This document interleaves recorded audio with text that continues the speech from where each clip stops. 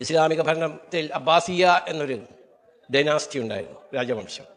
അതിൽ ഹാറൂൺ റഷീദ് എന്നൊരു രാജാവുണ്ടായിരുന്നു. അദ്ദേഹത്തിൻ്റെ അരികെ വലിയൊരു പണ്ഡിതൻ വന്നു, പേര് ഇബ്നു സമ്മാഖ് എന്നാണ്. അദ്ദേഹം വന്ന് ഇരുന്നു. അപ്പോൾ രാജാവ് ചോദിച്ചു, അല്ലയോ പണ്ഡിത വരേണ്യരെ, എന്തെങ്കിലും എനിക്ക് നിങ്ങൾക്ക് പറഞ്ഞു തരാനുണ്ടോ? അപ്പോൾ പറഞ്ഞു ഞാനൊരു കാര്യം നിങ്ങളോട് പറയാൻ ഉദ്ദേശിക്കുന്നു. നിങ്ങൾക്ക് അതികഠിനമായ ദാഹം, നിങ്ങൾക്ക് വെള്ളം കിട്ടാത്തൊരു പ്രദേശത്താണ് നിങ്ങൾ ജീവിക്കുന്നത്. മനുഷ്യനാണ് ദാഹം, വെള്ളം കുടിച്ചില്ലെങ്കിൽ മനുഷ്യൻ മരിച്ചു പോകും. അങ്ങനത്തെ ഒരു സ്ഥലത്താണ് നിങ്ങൾ ജീവിക്കുന്നത്. എൻ്റെ കയ്യിൽ ഒരു ഗ്ലാസ് വെള്ളമുണ്ട്, നിങ്ങൾ അതിന് എന്ത് പ്രതിഫലം തരും എന്ന് ചോദിച്ചു. ഇബ്നു സമാക്കിനോട് പറഞ്ഞു, എന്ന പണ്ഡിതനോട് രാജാവ് പറഞ്ഞു, ഞാൻ എൻ്റെ രാജ്യത്തിൻ്റെ പകുതി നിങ്ങൾക്ക് തരും ആ സമയത്ത് എനിക്ക് എൻ്റെ ദാഹം അകറ്റിയാൽ. അപ്പോൾ ഒരു ഗ്ലാസ് വെള്ളം കൊണ്ട് കുടിക്കാൻ അദ്ദേഹത്തിന് കിട്ടിയപ്പോൾ പകുതി രാജ്യം പോയി. പിന്നെ അദ്ദേഹം ചോദിച്ചു, ആ പണ്ഡിതൻ ചോദിച്ചു, ഞാൻ സ്വാമിമാരെ കണ്ട കാരണമാണ് ഈ കഥ ഇവിടെ, കാരണം അറിവ് പറഞ്ഞു കൊടുക്കേണ്ടവരാണ് സ്വാമിജികൾ, അപ്പോൾ അത് പണ്ഡിതന്മാർ.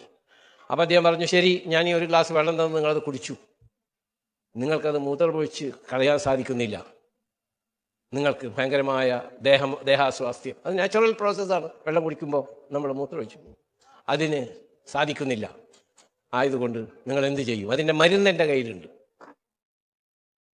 അപ്പോൾ നിങ്ങൾ എനിക്ക് എന്ത് തരും എന്ന് പറഞ്ഞു. അപ്പോൾ പറഞ്ഞു, ഞാൻ എൻ്റെ സ്വത്തിൻ്റെ ബാക്കിയുള്ള പകുതിയും നിങ്ങൾക്ക് തരും എന്ന് പറഞ്ഞു. അപ്പോൾ അദ്ദേഹം പുഞ്ചിരിച്ചുകൊണ്ട് പറഞ്ഞു, ഒരു ഗ്ലാസ് വെള്ളം കൊണ്ട് നിങ്ങളുടെ സ്വത്ത് മുഴുവൻ പോയി. അപ്പോൾ ഇതൊക്കെ നൈമിഷികമാണെന്ന് വിശ്വസിക്കുന്നവനാകുന്നു. ഈ കാര്യങ്ങളാണ് ബഹുമാനപ്പെട്ട സ്വാമിജിമാരും നമ്മുടെ തലമുറയോടും വരും തലമുറയോടും പറഞ്ഞു കൊടുക്കേണ്ടത്.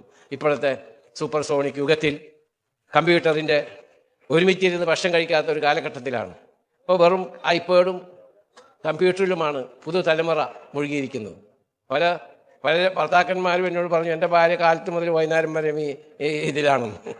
ചെറിയ കുട്ടികൾ, പഴയ കാലത്ത് എൻ്റെ ഉമ്മ അല്ലെങ്കിൽ നമ്മുടെ സഹോദരിമാർ പ്രായമുള്ളവരുണ്ടെങ്കിൽ അവർക്കറിയാം, അവർ രാമനാമം ജപിച്ചുകൊണ്ടാണ് കുട്ടിയെ ഉറക്കാറ്. എൻ്റെ ഉമ്മ എന്നെ ദിക്ർ ചൊല്ലിയിട്ടാണ് ഉറക്കാറ്, ഭക്ഷണം തരാറ്. ഇപ്പം എന്താണെന്ന് വെച്ചിട്ടുണ്ടെങ്കിൽ ഉറങ്ങണമെങ്കിലും ഐപാഡ് വേണം. എൻ്റെ മകളുടെ മക്കൾ ഞാൻ കാണുന്നതാണ് സംഭവം. അവർ ഭക്ഷണം കഴിക്കണമെങ്കിൽ ഐപാഡ് വേണം, അവർ ഉറങ്ങണമെങ്കിൽ ഐപാഡ് വേണം, സമയം ചെലവഴിക്കണമെങ്കിൽ ഐപാഡ് വേണം. അപ്പോൾ ചെറുപ്പം മുതലേ തന്നെ ആരംഭമാണ്. ഈ പുതിയ യുഗത്തിലാണ് നമ്മൾ ജീവിക്കുന്നത്. വളരെ കുറച്ചൊന്ന് ഒരുമിച്ചിരുന്ന് ഭക്ഷണം കഴിക്കുക എന്ന പഴയ ശൈലി ഇന്ന് വളരെ കുറച്ച് ആൾക്കാർക്കുള്ളൂ.